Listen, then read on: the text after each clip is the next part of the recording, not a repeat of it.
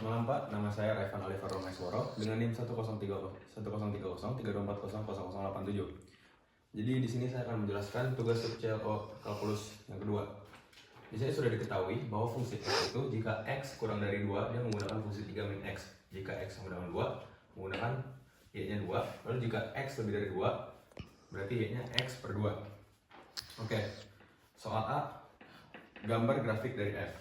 Oke, di sini kita misalkan dulu jika x-nya 1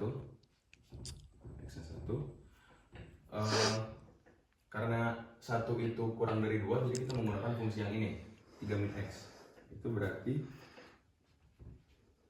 3 min x atau 3 min 1 sama dengan 2. Berarti kita sudah dapat y-nya dan x-nya. Di sini x-nya 1 dan y-nya adalah 2. Lalu kedua, kita misalkan kalau x-nya itu 2. Jika x-nya 2, berarti y-nya 2. Di sini kita sudah dapat x-nya 2, y-nya 2. Lalu ketiga kita misalkan lagi jika x-nya 4. Karena x-nya 4 itu lebih dari 2 jadi kita menggunakan fungsi yang ini. Berarti 4 per 2 sama dengan 2. X-nya berarti 4, y-nya 2. Lalu kita bikin grafik.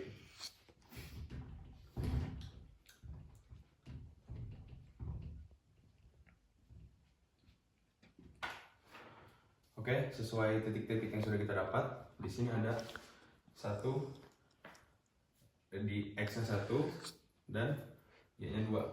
Berarti di sini. Lalu ada di titik 2,2 berarti di sini, dan terakhir 4,2 berarti di sini.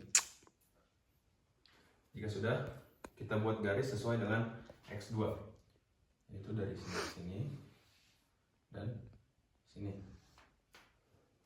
Oke, dari grafik ini bisa kita simpulkan bahwa titik-titik tersebut tidak bersentuhan ya. Oke, lanjut ke soal B. Di sini soal B itu kita disuruh menentukan nilai limit x mendekati 2 dari kanan dan limit. Oke, di sini sudah ada. Berarti karena di sini 2 dari kanan, berarti dia lebih dari 2. Berarti kita menggunakan fungsi yang ini. Berarti menjadi 2 per 2. Hasilnya 1. Lalu kedua kita disuruh membuat sama limit x mendekati 2 tapi dari kiri.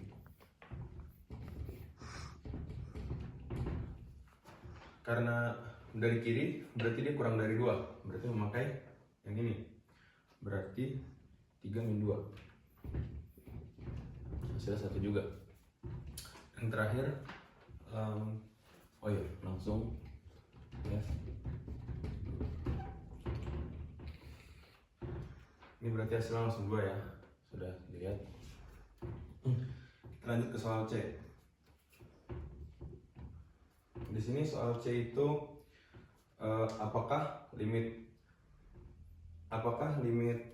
x mendekati 2 itu ada? Jawabannya ada. Kenapa ada? Karena bisa kita lihat dari kedua persamaan di nomor B, dia mendapatkan dua hasil yang sama, yaitu 1. Yaitu jika dia dilihat dari kanan maupun kiri, mereka punya hasil yang sama, yaitu 1. Kita lanjut ke nomor D. Tentukan nilai dari limit x mendekati min 1 dari kiri dan x mendekati 1 dari kanan.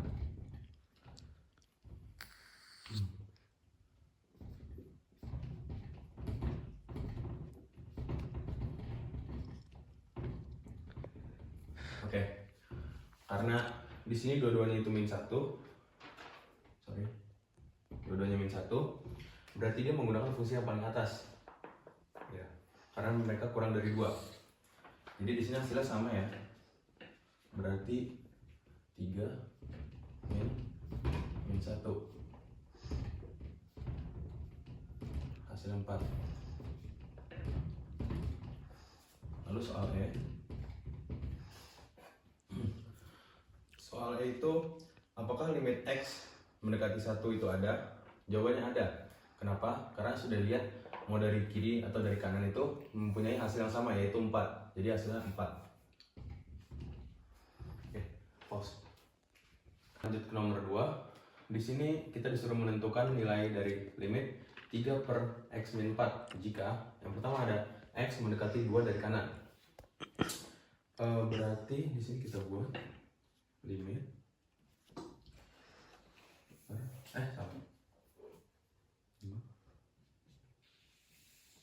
2 dari kanan 3 per X min 4.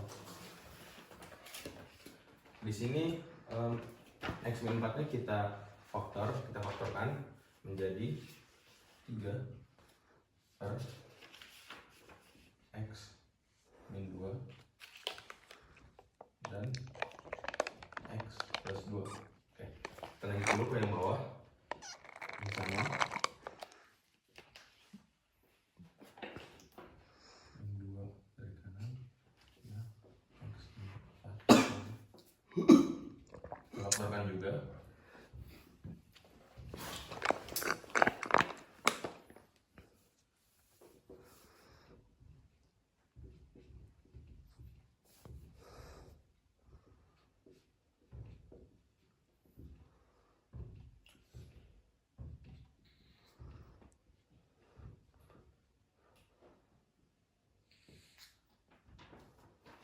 Oke, di sini karena dia mempunyai pangkat yang positif, kita masukkan 2-nya ke X. Jadi 2 min 2 itu hasilnya 0, tapi karena dia dilihat dari kanan, dia menjadi positif. Di sini kita masukkan juga, hasilnya juga menjadi positif. Jadi jika positif dikali positif, hasilnya tetap positif, menjadi positif tak terhingga. Oke, di sini yang kedua juga sama. Beda. Di sini dia min 2 tapi dilihat dari kanan. Min 2 dari kanan. Jika kita masukkan ke sini, jadi min 2 dikurang 2 itu hasilnya 0, tapi karena dia positif, dia menjadi karena dia dari kanan dia menjadi positif, dan yang ini yang ini tadi negatif karena ini dikurang, yang ini positif. Jadi jika negatif dikali positif hasilnya negatif tak terhingga. Lalu yang ketiga, di sini ada min 2 tapi dari kiri. Lalu kita masukkan ke X, lagi. Jadi ini jelas negatif dan ini min 2 plus 2. Karena dia dari kiri jadi negatif juga. Jadi jika negatif dikali negatif menghasilkan positif. Jadi positif tak terhingga. Oke, kita lanjut ke nomor 3. Di sini diketahui fx-nya sama. Oke, kita lanjut ke nomor 3. Di sini sudah diketahui bahwa fx-nya itu sama dengan 1 per nilai mutlak x plus 1 min x kuadrat per 2. Dan di sini kita disuruh cari di mana saja titik f itu kontinu. Oke, di sini bisa dilihat bahwa fungsi yang ini x kuadrat per 2 itu dia itu polinom dan penyebutnya itu tidak sama dengan 0. Maka bisa dipastikan bahwa nilai ini itu kontinu. Lalu kita lanjut ke persamaan yang ini. Dia itu masuknya ke rasional. Lalu karena dia mempunyai nilai mutlak di x, maka bilangan apa saja yang dimasukkan ke sini tidak mungkin menjadi negatif, atau bila dikeluarkan menjadi pasti positif. Maka juga bisa disimpulkan bahwa dia itu kontinu. Lalu kesimpulannya itu berarti f itu kontinu untuk setiap bilangan.